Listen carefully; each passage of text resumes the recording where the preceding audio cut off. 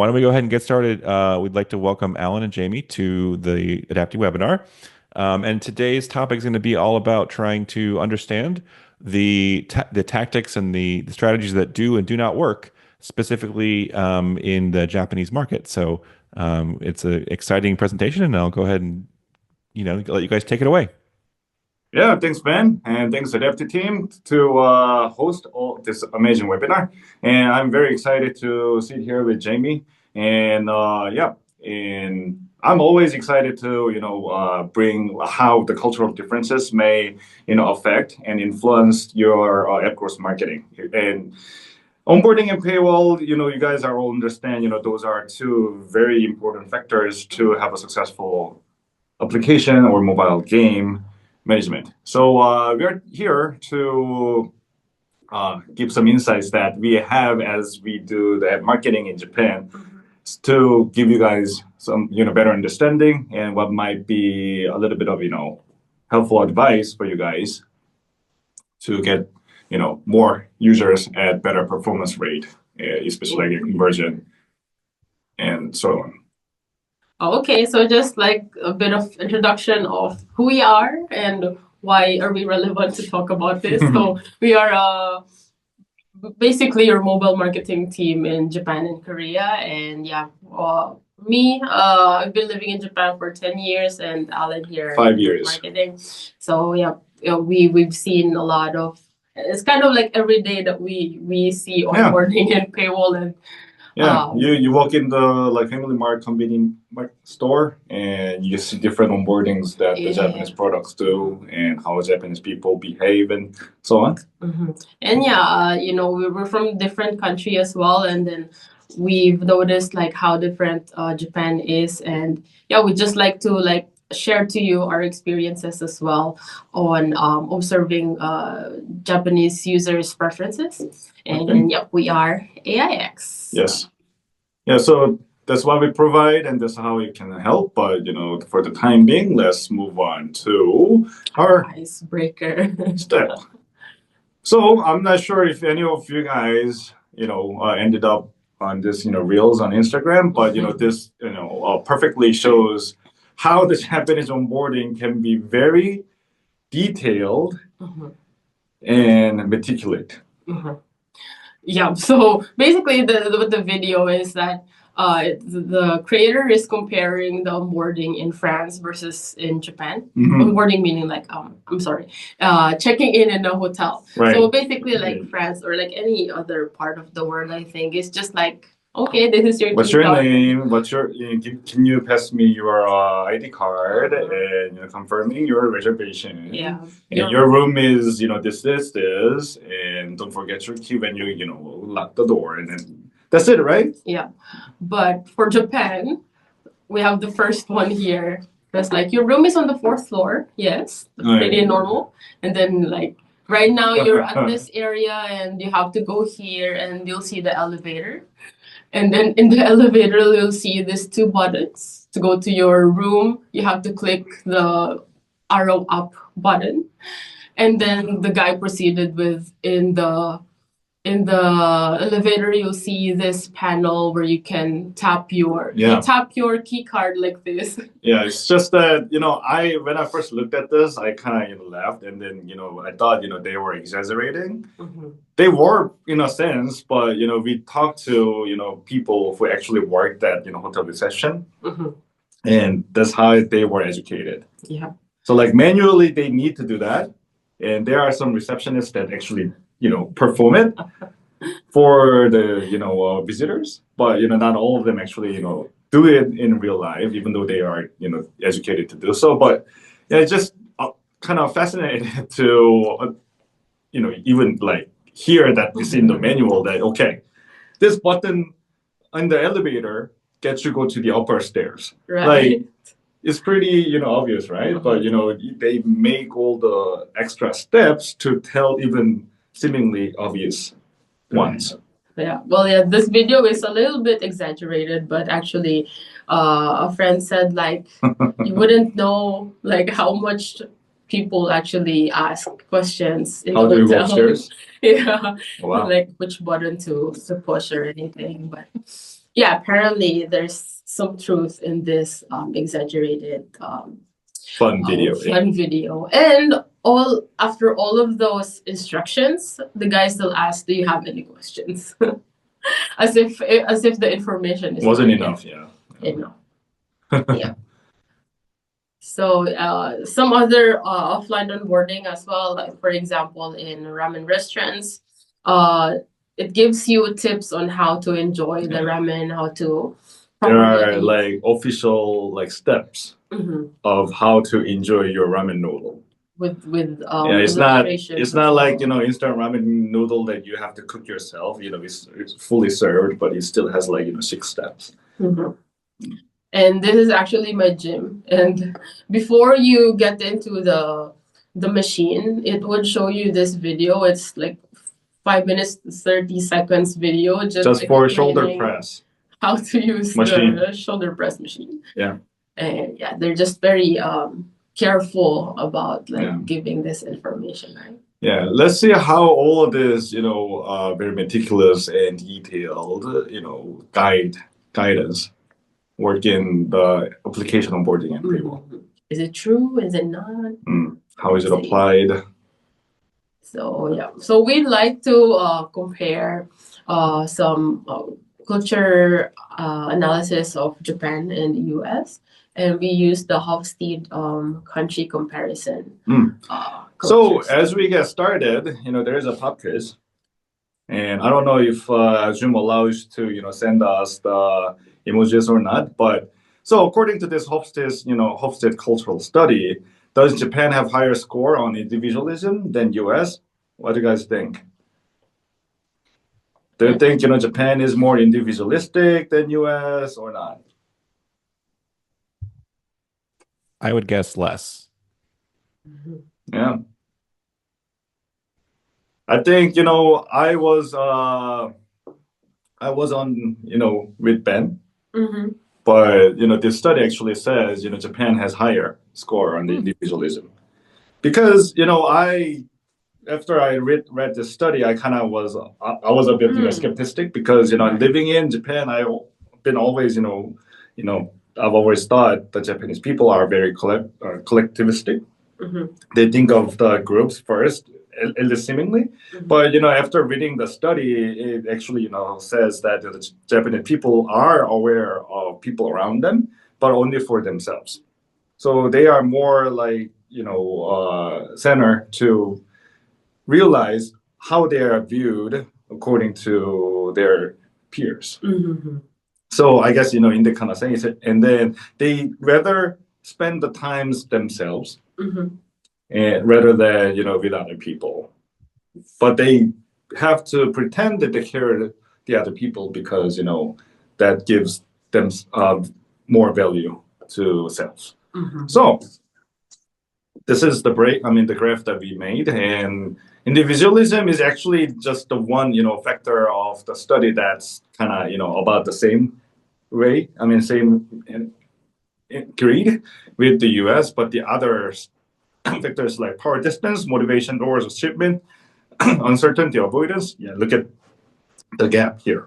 And long-term oriented and indulgence also have some differences. By the score, uncertainty avoidance 92, long-term orientation 100 versus 50, pretty impressive. Motivation towards achievement 95 versus 62. So these three factors actually affect can explain why the some of the examples that we introduced in the beginning were so meticulous and detailed, and we will explore how all of this actually affected onboarding and the paywall processes. And low indulgence, slightly less deficient compared to these three factors, but still pretty big. So Japan, when you talk to the Japanese users, try not to I don't know, make it too playful. Yeah. Always maintain some sort of I guess is a serious tone, and we will get to actual examples how that are played. So let's first talk about the onboarding. So high uncertainty avoidance, long-term motivation towards shipment, and low indulgence makes more detailed structured risk mitigating onboarding experiences, and the Japanese people may feel uncomfortable with ambiguity and they expect clear guidance. So like, for example, clear, notes on when the renewal starts and how much money they will be charged and so on. And the fear of failure, meaning their motivation towards achievement is very high, 95 score, compared to 62 in the US. And they cannot afford failure. They want to make sure that if they make an action that devotes to their achievement and their goal. And the long-term reliability for sure, is played out with detailed structured onboarding. Mm-hmm. So Jamie? Yep. So just want to go back a little bit. Just want to explain why we only picked this four. So these are the four things that quite far, the position of Japan in the US is quite far. So probably like the strategies that they've been doing in the Western markets fail in Japan because of this quite huge differences in Japan. Right. So yeah, these four are the four things that we'd like to focus on today. So for us to understand better, we'd like to show you examples of comparing US apps and Japanese apps. So we have here one of the leading finance apps in the US, Cash App. So we've seen is very straightforward, I guess. From the splash screen, we go to setting up the account and then giving you promotion and then the welcome screen. Yeah. Pretty straightforward. So what we can observe here is that the onboarding in the West usually like prioritizes speed. Like it wants you to be on board already inside the system. It's important to get to the actual app, right? Yeah. And as well as I feel like in the West, people tend to explore the features by themselves more. So like the onboarding would usually be simple and then expect users to explore the features themselves.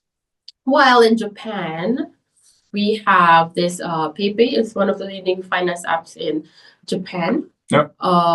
It starts from the splash screen and then it goes to the feature introduction. So it prioritizes the introduction of the features first, and then on setting up, and then asking for permission for tracking, and then the whole notifications and right. Yeah. Another observation here is that the messaging that the app has is more on like soft selling side.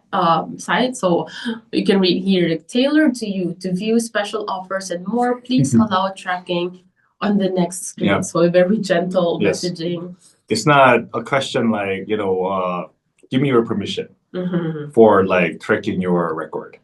But it tells you why we need information from you and how I can help you with that. So it's very soft and gentle. Right. And then just a deep dive of the feature introduction of PayPay. Says here, show the barcode or scan the QR code to pay. Really explaining what you can have in the app. Yeah. Works with popular online services.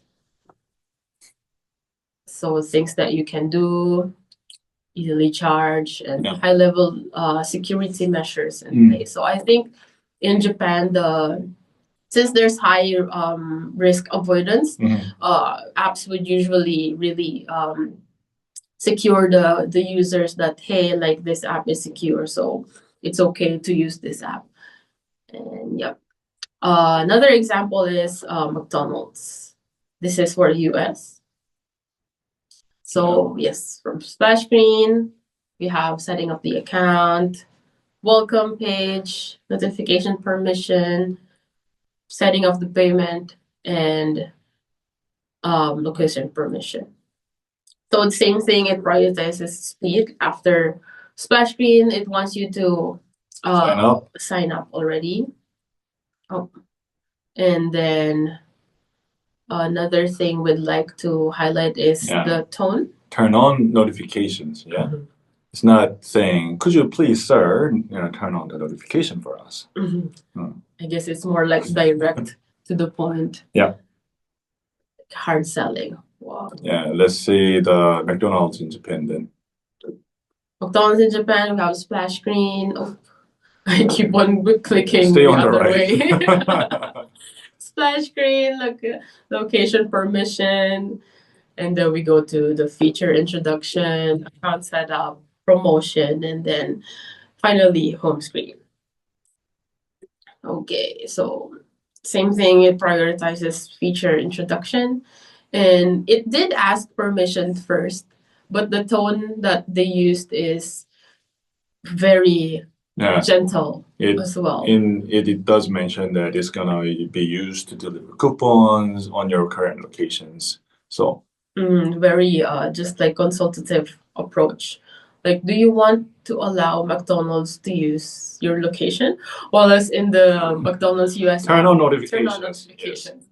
So those kind of tone, Yeah. if we can like a little bit like alter it for the Japanese users, it would be more effective. Exactly. Okay, so just deep diving with the feature Yeah. introduction.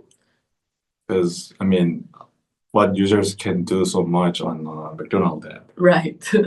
You look for a McDonald's store and Yeah. then you make an order, right? Yeah, or have delivery, right? Yeah. But the Japanese McDonald's app still found it that they have to explain what the app can actually Yeah. do, and like it's like there's no hidden features. Like we Yeah. want to tell you everything that you can do in the app. It's just that I feel like Japanese users, they don't really explore themselves. So you as an app provider, you have to explain to the users firsthand what you can do in the app, so that the users would know how to enjoy your app.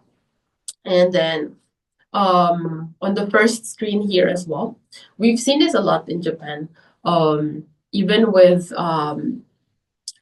social media accounts, they usually say it's not just McDonald's app, it's McDonald's official app. Even with games as well, Yeah. we usually see this one. Yeah.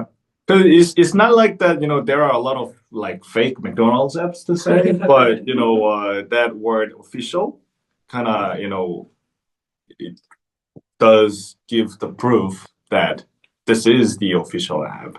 Yes, so just highlighting with the trustworthiness of the app. And yeah, explaining thoroughly the benefits of the app. Okay, another good example is Torima. So you can see here like the pages of the onboarding is increasing already, and it is pretty normal actually in Japan. Let's see. So splash screen, welcome, and explaining about the features. So I did a little bit of translation here. It says earn miles just by moving. Yeah, it's that sort of service. You walk and it counts, and then it gives a certain amount of point which can, be used like cash. Right.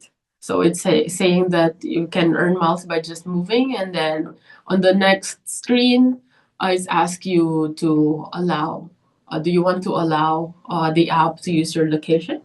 It's very gentle introduction of why this app is asking you for permission to turn on your location. And then also the next screen is like this app wants to access motion and fitness activities, which is also and then just really thorough explanation before asking for permission. Yes. And then more features here, and then asking for notification. It's like you can benefit this thing. That's why we want to ask for this permission. Yeah, so just understand this way. Japanese people with their preference towards avoiding the risk.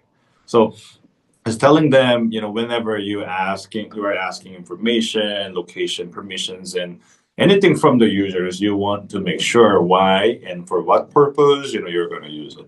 Right. And at the end, it still gave you the tutorial of the features of the app, kind of like interactive with the character here. And another example, kind of the same thing. Yeah. Kind of same app as well.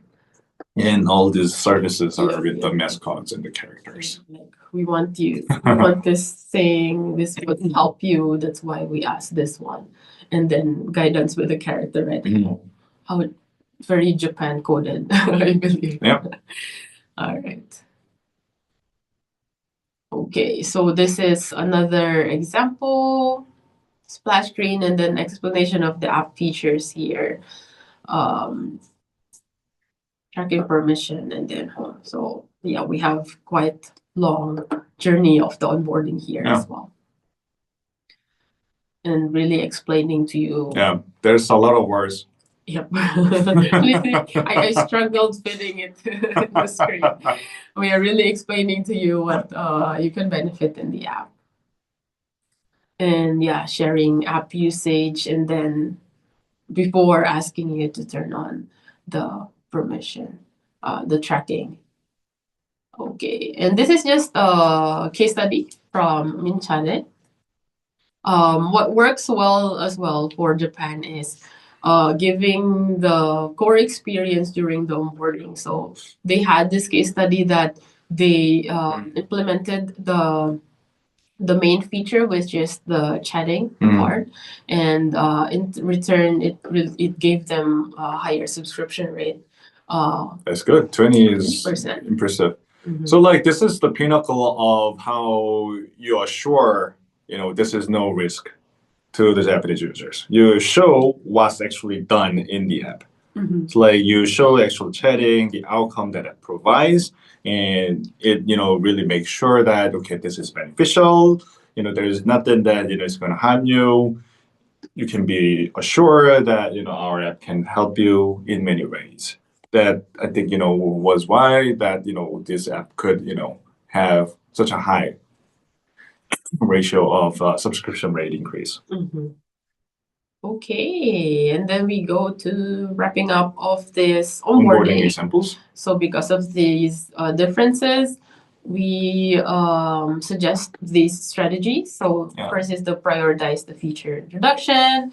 Tone is more to soft selling rather than hard selling, and explaining thoroughly the benefits of the app, highlighting the trustworthiness, giving tutorials would really help, and thorough explanation first before asking permission, so that they wouldn't feel like it's invasive, that you're asking for this and that, and explaining the why. Exactly. Okay, now we go to paywall. Yeah. Yep. Again, there's 4 factors, and I think I feel like I'm repeating the same thing over and over again, but it's just that you'll be surprised how long the Japanese paywalls are in a minute. So I think onboarding can for certain services in the US and other cultures can be very long if it needs more explanation. If it's a service that's not quite familiar with the users yet, the onboardings can be very careful for sure. But paywall, as far as I know, many other cultures are actually better if it's shorter and really straight on to the point and explains the benefits of it. But here we are. So these are examples from the US, as we've, as many of you probably had experiences, testings on Adapty and with your, wonderful apps and services. These are usually, what works better in Western cultures. A one-pager. Yeah, one-pager, and even some, maybe social background and social proof, and the price, comparison very directly, and how much money that you can save, and even for the benefits of your premium plan, for example, is quite simply laid out, right? And this is dating up. Don't get us wrong. This is not onboarding. This is just scroll down of paywalls. Yeah, very shocking. But yeah, let's dive deep into the parts of this paywall. So the list of plans all are in there, and then they give you a comparison table of like not having a plan and then having the cheaper version and then the most premium one. And then we have the step by step justification, like number one, number two, number three, number four, number five benefits of having premium. And then after that we have the main points comparison here. Like the from plan to another, right? Yeah. And then the premium plan features explained here in like how many cards these are. And it goes to comparison again, wrapping up the points, and then still have notes about purchasing plans. Yeah, that's like an essay on the last part. Yeah. So this is a long scroll. Yeah. Kind of. I mean, obviously on the screen, the users get to move to the next page at any moment, but this is a darn long paywall. Yeah. So yeah, paywalls in Japan, it's better to clearly explain what the users are paying for. So really being transparent and breaking down of the benefits that they can have would really help Japanese users come into conclusion that they want to pay for the service. All right. So yep, it's a do as well to have this comparison table. And yeah, it's very common to see this tables and graphs. And I also want to point out that this it's written in Japanese for sure, but I'm sure you guys can notice the numbers here, right? And this is for free plan, and basic plan. This is the premium plan, for example, and then it makes it easier for the users to understand that okay, how many more features that paid plan can give you compared to the free version. And not only that, it also plays with the size of the circles. So I think the infographic skills in the paywalls in Japan are pretty impressive, and use of the number are pretty important. Right. Okay, so another comparison is video streaming app paywalls. So this one very straightforward, usually one pager, and then just like giving you the prices. Yeah, I mean, yeah, it's pretty obvious that when you subscribe an OTT service like Netflix, you can watch videos. You get to watch a video maybe with a higher quality, with a higher plan. So it's pretty simple, right? Well, for Japan, again, this is Abema. So it's quite long, and then let's dive deep into what's on each page. So here, progress episode you missed, unlimited viewing of popular works. So that's service. And unlimited viewing in premium. And then you can watch what you missed without ads. You can watch it from the beginning. You can highlighting the CM and the time. Enjoy various devices, and this is the fun part. This last two, it talks about the cancellation. So very transparent as to how they can cancel when they subscribe. So this is related to the high risk avoidance. So sometimes Japanese users, they hesitate to pay because like, what if I don't like it? Like, how, can I like cancel the subscription? Will it charge me and whatnot? But here it really guides you like, hey, to be able to cancel, you can cancel whenever you like. First thing you have to do is there's gonna be a view of the plan, and then there's gonna be a cancel button. If it reminds you of the hotel receptions, right? Yeah. The cancel button. Yeah, you have to click the cancel button, and then there's it says cancel on the button. This 1, 2, 3, 4, and then there's gonna be like a survey questionnaire, probably like why are you trying to cancel, blah blah blah, and then cancellation completed. Easy steps, but like just quite bizarre that it. Yeah, and It's quite bizarre to give very much detail for cancellation, and especially for a user that's not even like on the subscription yet. Right. And because I feel like mentioning even a word cancel during the paywall. I mean on the paywall seems like a taboo. Like it giving that idea to the user, it seems like it may hinder the conversion rate, right? But just making sure that people are safe to commit to something in Japan can actually help them to feel safe to start the subscription. Right. And to add a layer of safety at the end of this one, they still have the FAQ. And the amount of question or like the kind of question here is like, what is free trial? What are the additional products that require purchase? How to cancel again. Those kind of questions, it would be helpful to have it in Japan. Provide structured help center with FAQs. So I think this the customer service can be a very tricky part for service providers outside of Japan for the Japanese users, because I'm sure you guys already have the FAQ questions written in English or any other your mother tongue, but I mean you can definitely use AI tools or machine translation to have Japanese words there.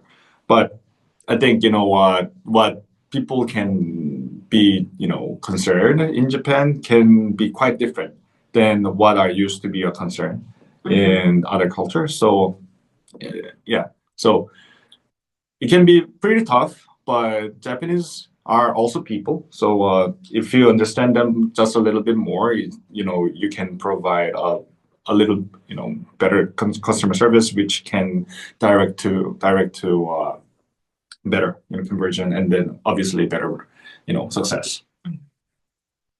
All right. And it would also help if you're more transparent on providing money back guarantees, refund policies, and low risk commitment options. So for example, this is Time Tree. They have the after 1 month free trial ends, you will be charged 3,000 annually. And for Abema, if you cancel 13 days, there will be no charge. So it's like giving more information, how much you will charge, when you will be charged, and if you until when you are safe without having to pay for the service and so on. Right. Okay, so Yamap. This is another. Yeah. By the way, this is not onboarding. This is paywall. I feel like the paywall is longer than Yamap's onboarding. Right. Actually, it was. It is. So let's see what we have here. So it would also help if you can offer the preview of the features. So what Yamap did here is really showed what you can have for if you have the premium.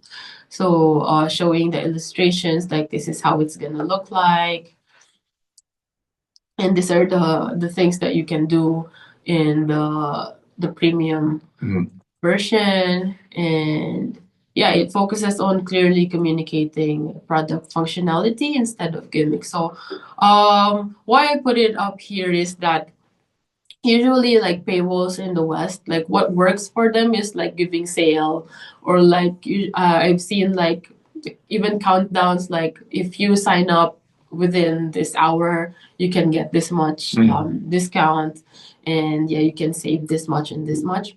Yeah. This connects to the low indulgence characteristics of Japanese people. They wouldn't be easily swayed with the sale gimmicks. Interesting.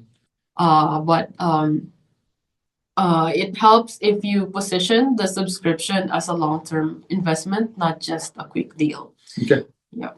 So like if they see the value on a service, they will pay even though it's original price or even a little bit more expensive than other like sales offered. Yeah.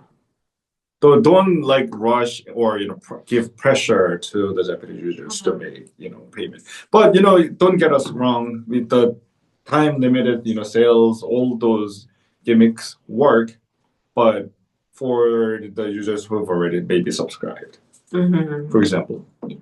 We're not saying that it's totally like black and white, that this is a no, this is... Yes. We're just sharing to you the probably what things would work better. Yeah. And yeah, of course, we advise doing A/B test first. Yeah.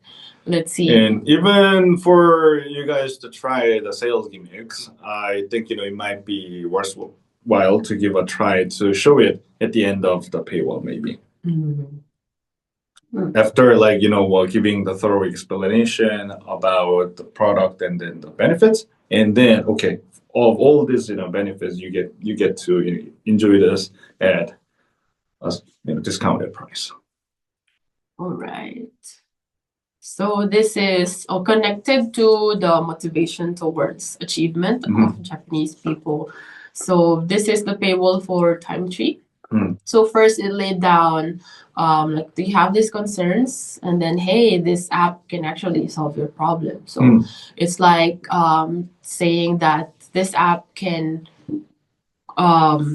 be with you to reach your goals. Yeah, it sets up with a certain goal. I mean, it used the word concern, but it brought the concerns and the achievements that they want to make. And Time Tree, by the way, is the calendar app. So to make the schedule and to be on time, to get the job done, without having an issue. So it got those concerns on the surface level. So it's feasible, and they agree. Oh, I had those concerns. I had those issues too.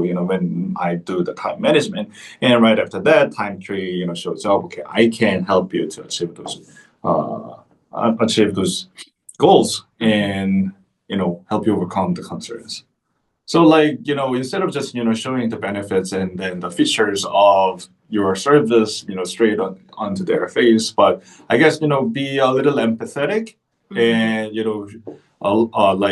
give them some space to okay, I have those goals, I have those concerns to resolve with, and then explain how your service can help the Japanese users to resolve it actually. Right. And yeah, the tone as well is very self-selling on this part, right? Okay, and this is the case study. The Time Tree, and it actually made 2.5 times better conversion rate by changing from the very straightforward the price benefit of the premium plans and the features of it to what we just explained. So wrapping up. So clearly explain what users are paying for, transparent breakdowns of benefits. We have seen it from the Apple example, the very, very long paywall. I mean, obviously, not every users will read through every single word, but be prepared for the users who want those information. So have it ready. And really, be transparent of okay, what the premium plans use, the numbers maybe used. We didn't add in the example here on the slide, but there's a number one, Japanese, diet app, health and fitness app. And it also has a very long paywall. And the very first thing that it says is that the percentage of, amount of the weight that the premium plan users have lost compared to the normal plan. And I was pretty shocked that, okay, I really gonna say that the premium plan can help you lose more weight. I mean, it really, speaks to the goal of using the app.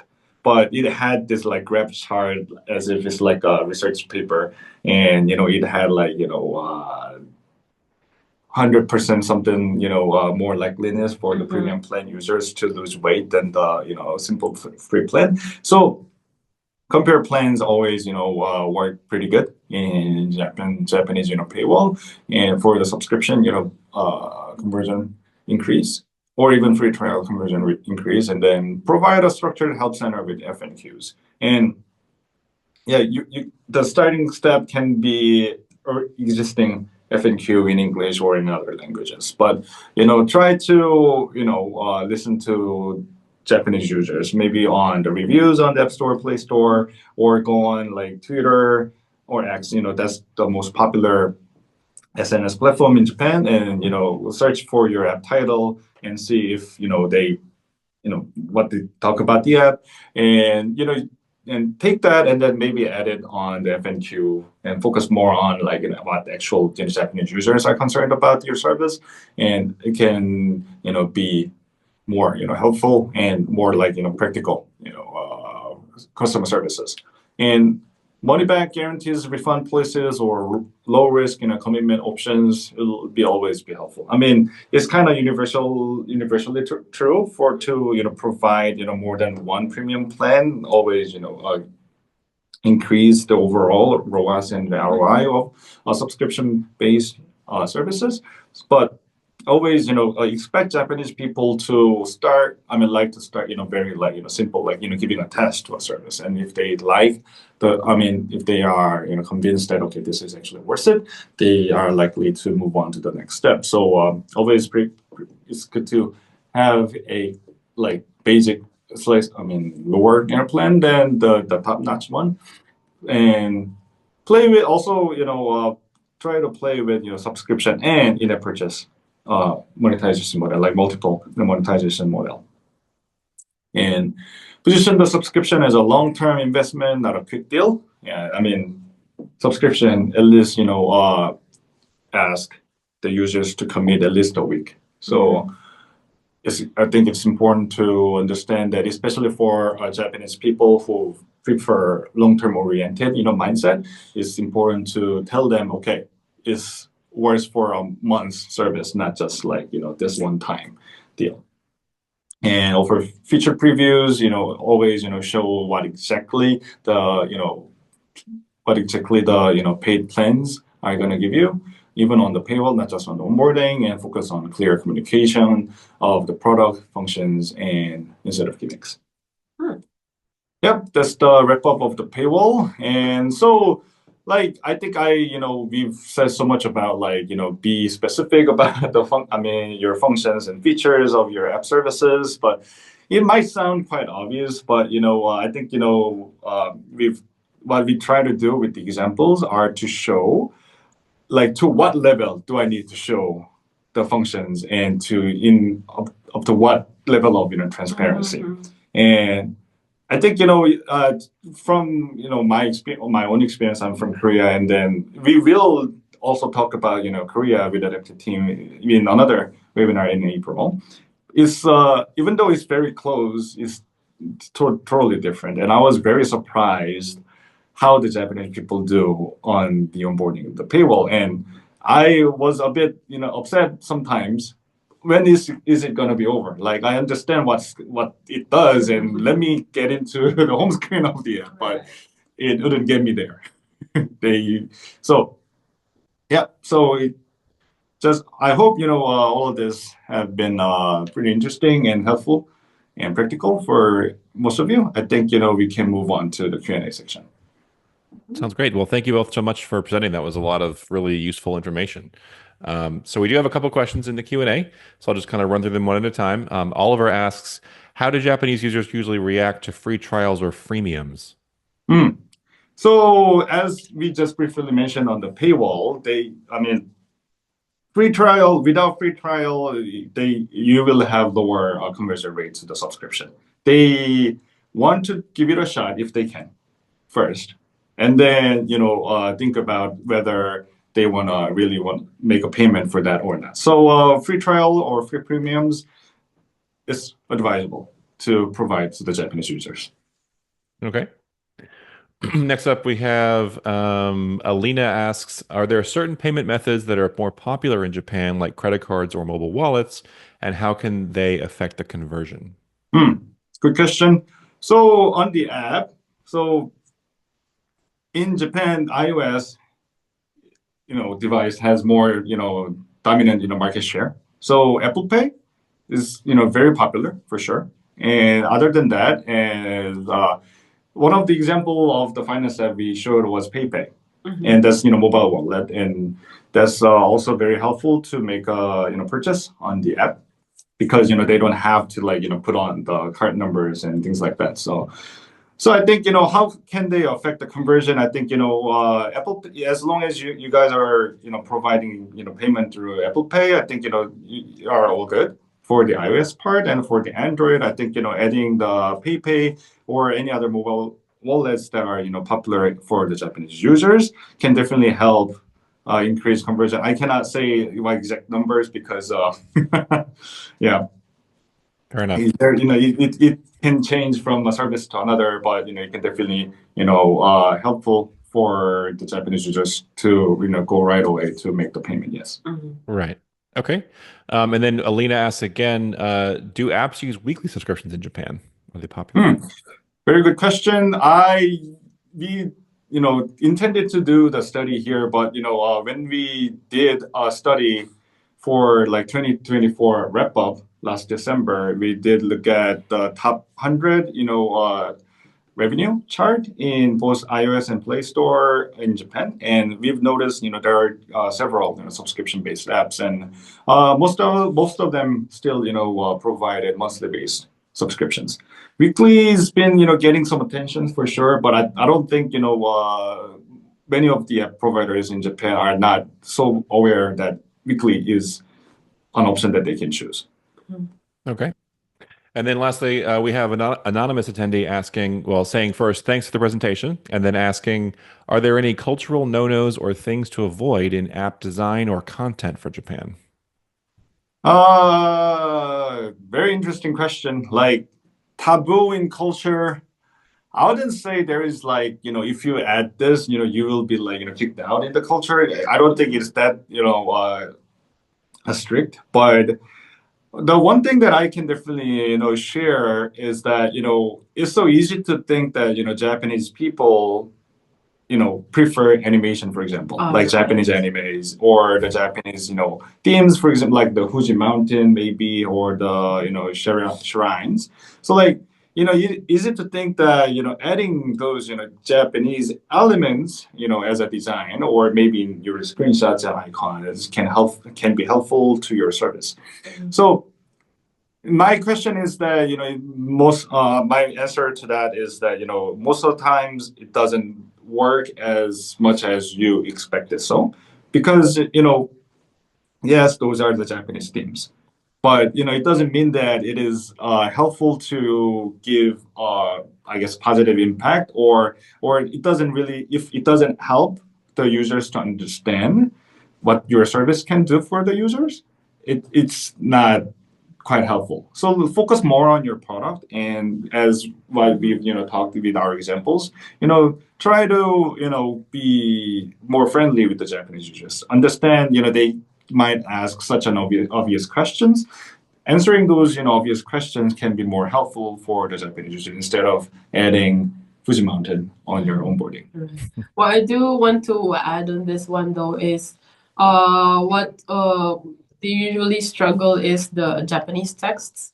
So it could be sometimes long, and also some Japanese characters or text, actually we don't use spaces. So sometimes the information may look very crowded in the design.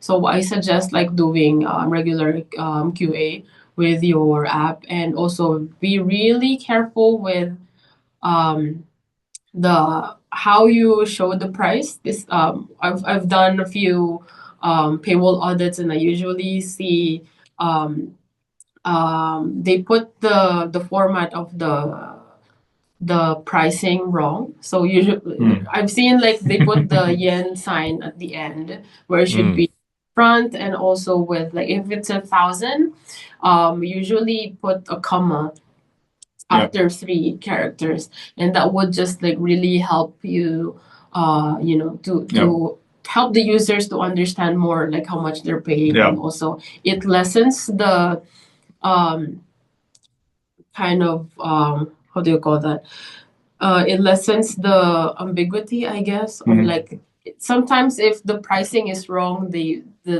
trustworthiness of the app kind of lessens. So yeah. So just a little more with the numbers on the price. In dollars, especially in the bank, writes the decimal numbers, right? Right. Up to the second decimal point. And that's not usual in Japan. And they would understand it as, as Another other zero. number. So like, it's just 1,000 yen, but it's gonna be look like, 100,000 yen to the Japanese.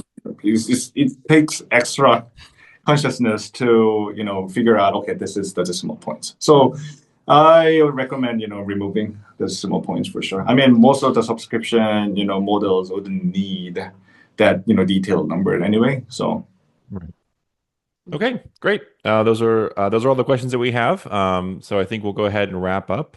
Thank you both very much for joining us and presenting. It was a lot of really great information. I know I learned several things. Even though I've been an app developer for 15 years, I learned a whole bunch of things about how specifically to target the Japanese market and the things that are important to Japanese users. So thank you very much for presenting. Our pleasure, and thanks for hosting Adaptive Team and Ben. And thanks for being with us together, all the audiences. And hope to see you guys again in April when I talk about Korean onboarding and paywall. Sounds good. Yes. All right. Well, everybody around the world that's joined, happy good morning, good evening, and good night, depending on where you are. All right. Thanks. Thank you. See you guys soon.